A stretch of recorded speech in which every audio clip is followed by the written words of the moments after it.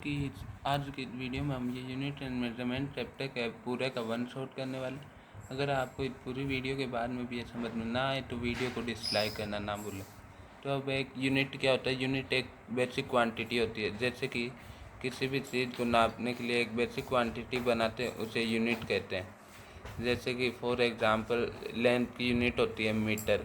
ऐसे हम नापने के लिए ले लेते हैं क्योंकि हर एक देश में अलग अलग तरीके से नापा जाता था। तो एक सर्टेन बेसिक क्वांटिटी पे एग्री किया गया जिन्हें यूनिट कहते हैं।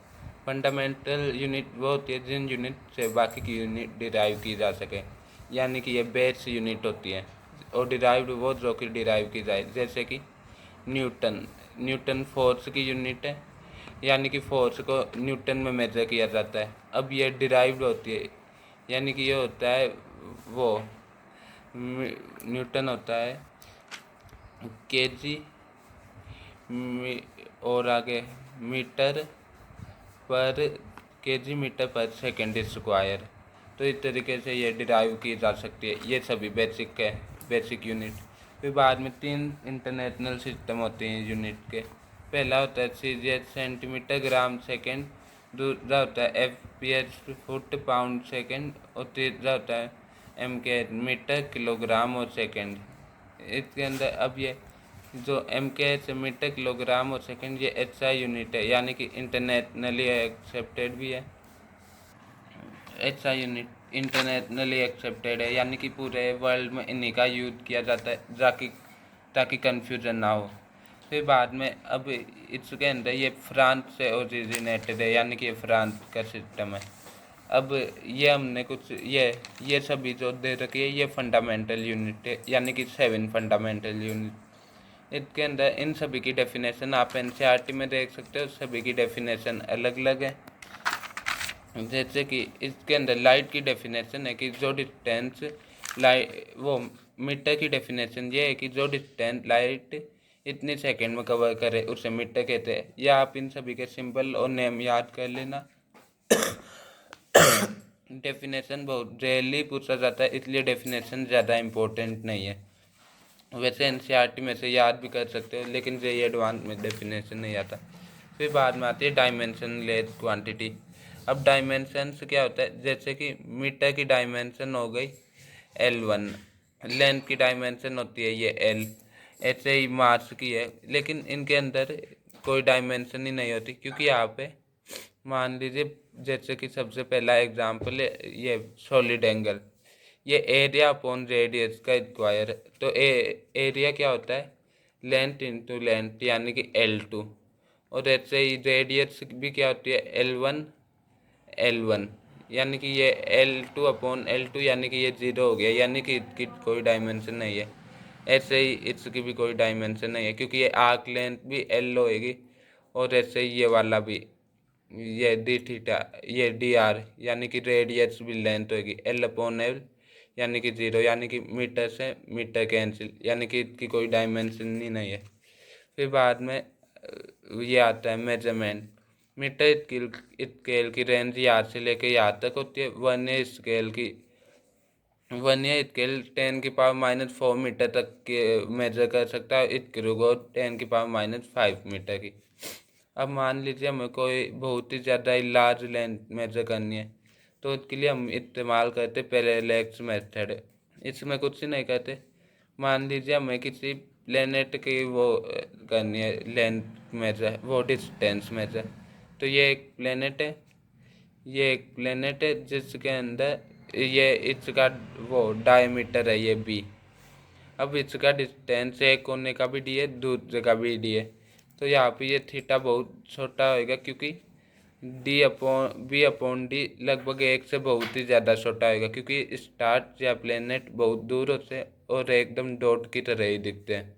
तो उनके दोनों एंड पॉइंट में बहुत कम डिस्टेंस होएगा। और हम जानते हैं छोटे एंगल के लिए sin theta is equal to theta और tan theta is equal to भी थीटा। तो फिर बाद में इस तरीके से हम ये लिख सकते हैं यहाँ पे कि ये हम इस तरीके से यहाँ पे लिख सकते हैं कि theta is equal to B upon में डी। तो यहाँ पे आपको एक बात याद रखनी है कि यहाँ पे जो हम थीटा लेते हैं वो डिग्री में नहीं लेते, क्योंकि डिग्री में तो मान लीजिए 1 डिग्री भी छोटा होता है, लेकिन यह tan 1 की वैल्यू 1 होती है नहीं, लेकिन हम यहाँ पे रेडियन में लेते हैं, क्योंकि 10 से छोटे तक को हम छोटा ही मानते हैं, 10 डिग्री तक के। लेकिन उसे सॉल्व करने के लिए हम डिग्री से रेडियन में कन्वर्ट करते हैं। तो फिर बाद में यह होता है pi radian is equal to 180 degree, यानी कि 1 degree is equal to pi upon 180। और हमें कितनी भी डिग्री दे रखी हो उसे इससे मल्टीप्लाई कर देंगे, पर ये यूजुअली 10 से छोटा ही आएगा इन क्वेश्चनों में, क्योंकि 10 से बड़े में ये अप्लाई नहीं होता। फिर बाद में 1 डिग्री में 60 मिनट होती हैं, ये टाइम के जैसा ही होता है, लेकिन ऐसे समझ लीजिए ये डिग्री से भी छोटी क्वांटिटी होती है, और इसे इस सिंबल से डिनोट करते हैं मिनट को। और 1 मिनट में 60 सेकेंड होती है, सेकेंड को इन डबल इनसे डिनोट करते हैं। फिर बाद में अगला आता है एक्यूरेसी, यानी कि वो ट्रू वैल्यू के कितने क्लोज है। मान लीजिए ट्रू वैल्यू हमारे पास में 4.89, तो और ये 4.7 है और ये 4.329, तो इनमें से ज़्यादा एक्यूरेट 4.7 है, लेकिन प्रिसिशन किसका ज़्यादा है, 4.329 का, यानी कि ज़्यादा डेप्थ में कौन सा गया है। जैसे कि ये 4.329 इतने ज़्यादा इन्फॉर्मेशन दिए, इससे ये 4.7 यानी कि ये पूरी लगभग ज़्यादा इन्फॉर्मेशन दे। ऐसे समझ लीजिए कि डेसिमल के बाद में ज़्यादा नंबर हो, उन्हें प्रिसिशन हो गया।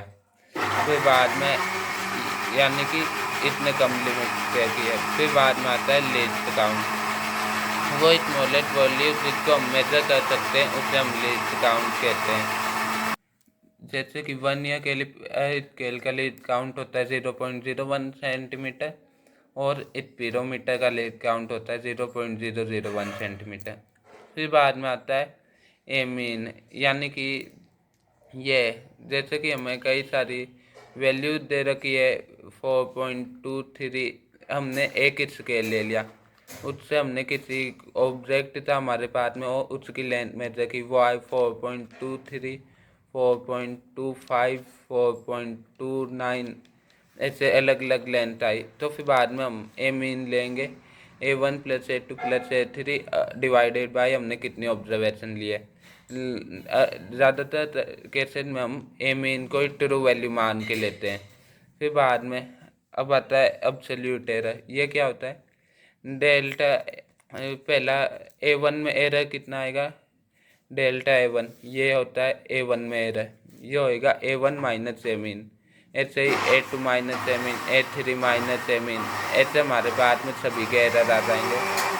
फिर बाद में सभी के एरर किसी का पॉजिटिव भी होएगा, किसी का भी नेगेटिव, पर एरर हमेशा प्लस होते हैं, तो इनका मैग्नीट्यूड जोड़ के n से डिवाइड कर देंगे। फिर बाद में हम उसे लिख सकते हैं ये मीन एब्सोल्यूट एरर, तो हम इसे लिख सकते हैं a mean plus minus mean absolute error, ये जो यहाँ से आएगा। फिर बाद में आता है परसेंटेज एरर, ये सबको आता है, इसे डेल्टा ए मीन को ए मीन से डिवाइड करके 100 से मल्टीप्लाई कर देंगे तो परसेंटेज आ जाएगा। फिर बाद में अगला आता है वो एरर, तो एरर के अंदर ये होता है, मान लीजिए एरर सिंपली एडिटिव होता है कि प्लस या माइनस में एरर सीधा ऐड हो जाता है। जैसे कि 2 ± 0.5, और मान लीजिए हमारे पास में दूसरा नंबर है 3 ± 0.7, तो अब इसके अंदर ये कोई यूनिट है, जैसे कि C = A + B, ये वाला A है और ये वाला B है। तो अब C की वैल्यू हमें ये पता है 2 और ये 3 तो सीधा सीधा ऐड हो जाएंगे, यानी कि ये बन जाएगा 5 प्लस माइनस। अब इनमें इसमें एरर 0.5 का, इसमें 0.7 का, तो इन दोनों के एरर भी ऐड हो जाएंगे, यानी कि ये बन जाएगा 5 ± 1.3। ऐसे ही आता है मल्टीप्लिकेशन। फिर बाद में ये एडिशन और सब्ट्रैक्शन में ये वाला रूल होता है। मान लीजिए यहाँ पे A - B होता तो बन जाता C = A - B, यानी कि -1 ± 1.3, यहाँ पे भी यही कह देता, कोई बदलाव नहीं आता एरर में, बस ये वाली वैल्यू चेंज होती। फिर बाद में आता है मल्टीप्लिकेशन या डिवीज़न। तो मल्टीप्लिकेशन में ये मान लीजिए A = BC है, तो ए के अंदर का error is equal to B के अंदर के एरर प्लस सी के अंदर का एरर। ऐसे ही मान लीजिए डिवीजन है, तो डिवीजन में भी सेम टू का सेम ऐसे ही ऐड हो जाएगा। A is equal to B upon C में भी यही आएगा, delta A upon A is equal to delta B upon B plus delta C upon C. यहाँ पे ये एरर आया है। अब इसकी परसेंट निकालने के लिए ये जो भी आएगा उसे इंटू 100 करके परसेंट आपको निकालनी आती है। फिर बाद में अब हमारे पास में अगला आता है, मान लीजिए स्क्वायर लगा हुआ है, तो मान लीजिए C is equal to A square है, और फिर बाद में मेरा पूछा है तो ए स्क्वायर को कैसे लिख सकते हैं, ए इंटू ए, यानी कि ये बन गया डेल्टा ए अपॉन में A plus delta C upon में C is equal to delta A upon में A plus delta A upon में ए, यानी कि डेल्टा सी अपॉन में सी, यानी कि सी में error is equal to delta A upon में ए, यानी कि दुगना हो जाएगा ए के एरर से सी का एरर। फिर बाद में अब अगला आता है सिग्निफिकेंट फिगर। अब सिग्निफिकेंट फिगर क्या होते हैं, मान लीजिए हमारे पास में कोई यूनिट है जैसे कि 13 मीटर। अब इसको हमने सेंटीमीटर में कन्वर्ट कर दिया तो ये बन गया 1300 सेंटीमीटर, मिलीमीटर में 13,000 मिलीमीटर। तो अब इसके अंदर सिग्निफिकेंट फिगर का मतलब ये है कि जो कि सिग्निफिकेंट फिगर वो है जो यूनिट चेंज करने पे चेंज ना हो। तो यहाँ पे आप देख सकते हैं कि ये 2 0 1 से आ गए, यानी कि ये सिग्निफिकेंट नहीं है। तो यहाँ पे सिग्निफिकेंट क्या है, 1 और 3, यानी कि इसमें 2 सिग्निफिकेंट फिगर है। आप इस तरीके से चेक कर सकते हो कि वो यूनिट चेंज करने पे चेंज नहीं होने चाहिए। अब ये सिग्निफिकेंट फिगर के बारे में कुछ पॉइंट्स है, यानी कि जो वो हर बार फॉलो करते हैं कि कोई भी नॉन जीरो डिजिट सिग्निफिकेंट होती है हमेशा ही।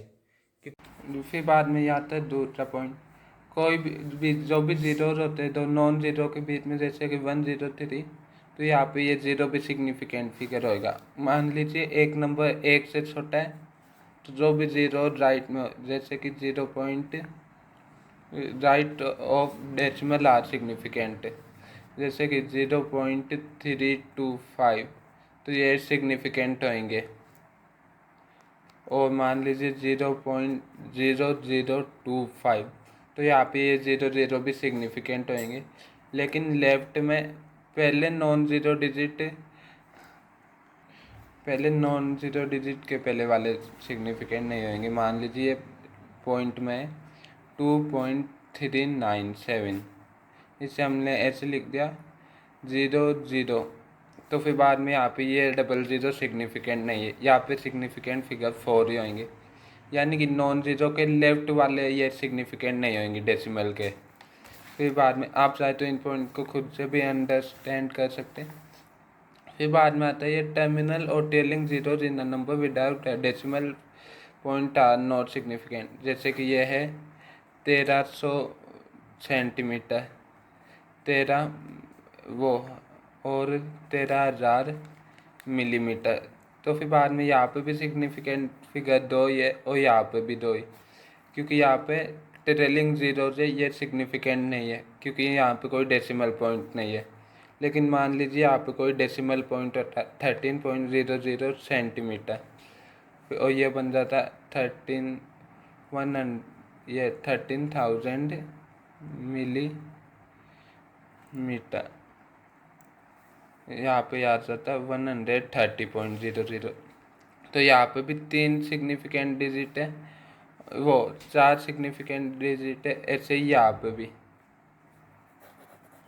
ये सेंटीमीटर से मिलीमीटर गलत हो गया, मान लीजिए ये है 13.00 मीटर, और फिर बाद में ये बन गया ये 1300 सेंटीमीटर। तो यहाँ पे भी 4 सिग्निफिकेंट फिगर होंगे, यहाँ पे भी 4, यानी कि डेसिमल के बाद वाले जीरो वो सिग्निफिकेंट होते हैं। अब अगला आता है रूल फॉर अरिथमेटिक प्रोग्रेशन। मान लीजिए हमने किन्हीं भी 2 डिजिट को वो डिवाइड किया या मल्टीप्लाई, तो डिवाइड करने पे जिस वाले भी डिजिट में कम सिग्निफिकेंट फिगर है, आंसर में भी उतने ही सिग्निफिकेंट फिगर होंगे। जैसे कि इसमें 3 सिग्निफिकेंट फिगर है और इसमें 5 है। तो फिर बाद में डिवाइड करके जो आंसर आएगा उसमें हम 3 सिग्निफिकेंट फिगर लेंगे। इसी तरीके से एडिशन और सब्ट्रैक्शन में हम नंबर ऑफ डेसिमल के पॉइंट को वो सेम रखेंगे। मान लीजिए ये 0 point number of decimal places should be same. जैसे कि डेसिमल के बाद में 3 है तो फिर बाद में आंसर में भी डेसिमल के बाद में 3 ही होने चाहिए। अब इसके अंदर मान लीजिए हमने ये किया डिवाइड, ये वाला तो परफेक्ट आ गया। तो मान लीजिए कोई हमने ऐसे डिवाइड कर दिया 5.732 ऐसे कुछ भी 2.51 से। ये हम एग्जाम्पल ले रहे इसलिए करेक्ट डिवीज़न नहीं है। और हमारे पास में आ रहा है उत्तर 3.79314 ऐसे में। लेकिन इस फॉर्मूला के मुताबिक तो बस इसमें 3 ही सिग्निफिकेंट फिगर होने चाहिए। तो अब इसके अंदर एक फॉर्मूला लगता है। मान लीजिए ये तीसरे के बाद में छोटा सिग्निफिकेंट फिगर अगर ये 5 से छोटा है तो हम इसे ऐसे ही रहने देंगे 3.79। और अगर ये 5 से बड़ा है जैसे कि 3.798 तो फिर बाद में हमें आंसर में तो 3 ही सिग्निफिकेंट फिगर चाहिए, क्योंकि ये पॉइंट यही कहता है यहाँ पे ये वाला पॉइंट कि मल्टीप्लाई और डिवाइड में लीस्ट सिग्निफिकेंट फिगर वाले नंबर के इक्वल होते हैं सिग्निफिकेंट फिगर। तो फिर बाद में हम यहाँ पे कर देंगे 3.798 को लिख देंगे 3.80। फिर बाद में अगला हमारे पास में आता है, मान लीजिए ये आखिरी का डिजिट 5 है जैसे कि यहाँ पे 3.725। तो हम ये देखेंगे कि इससे पहले वाला सिग्निफिकेंट फिगर क्या है। अगर ये इवन है तो हम इसे लिख देंगे 3.72। और मान लीजिए अगर ये ओड है तो फिर बाद में हम इसे 1 से बढ़ा देंगे तो ये बन जाएगा 3.73। तो यहाँ पे ये क्या है, ये ओड है, 7 ओड होता है, ये 2। तो फिर बाद में ये 2 क्या है, इवन। तो फिर बाद में ये बन जाएगा 3.72 ही। वो मान लीजिए अगर ये 3.735 होता तो फिर बाद में हम इसे लिख देते 3.74। फिर बाद में अगला आता है डायमेंशन। जैसे कि आपने देखा था लेंथ को हम लिखते हैं L1, मार्च को हम लिखते हैं M1 ऐसे। अब force is equal to M है तो अब इसे हम डायमेंशन में लिखेंगे F इज इक्वल टू मार्च की डायमेंशन M1, एक्सेलरेशन होता है metre upon second square, metre होता है लेंथ और सेकेंड स्क्वायर होता है टाइम यानी कि टी और टी। अब ये दोनों टी आपस में मल्टीप्लाई होएंगे तो फिर बाद में ये ऐड हो जाएंगे यानी कि टी की पावर 2 और L1। ये टी ऊपर जाएगा तो -2 बन जाएगा। जैसे कि हम 10 की पावर 1 को लिख सके थे 10 की पावर 1 इज इक्वल टू 1/10। ऐसे ही हम वो 10 की पावर 1 इज इक्वल टू 10 की पावर 1 नहीं 10 की पावर -1 इज इक्वल टू 1/10। इस तरीके से ऊपर नीचे ले जा सकते हैं। इसका यूज हम फॉर्मूला वेरीफाई करने भी करते हैं, क्योंकि मान लीजिए इस साइड वाले डायमेंशन और इस साइड वाली डायमेंशन दोनों इक्वल होनी चाहिए। जैसे कि फॉर एग्जांपल हमारे पास में क्वेश्चन है v is equal to U plus A X और हमें ये पूछा गया है कि x की डायमेंशन क्या है। तो हम जानते हैं कि जो ऐड होंगे उनकी डायमेंशन भी सेम होएगी और v की डायमेंशन भी। तो वेलोसिटी होती है मीटर पर सेकेंड यानी कि L1 और t-1। ये इनिशियल वेलोसिटी भी L1 और t-1 है।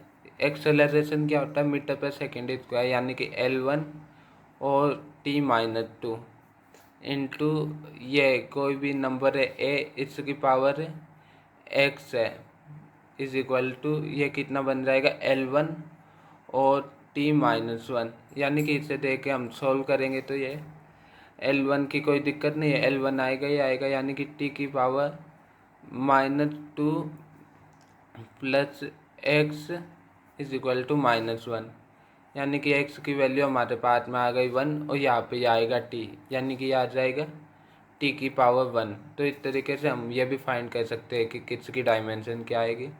तो यहाँ पे ये आ जाएगा a t की पावर 1। तो ये हो गया यूनिट एंड डायमेंशन पूरा।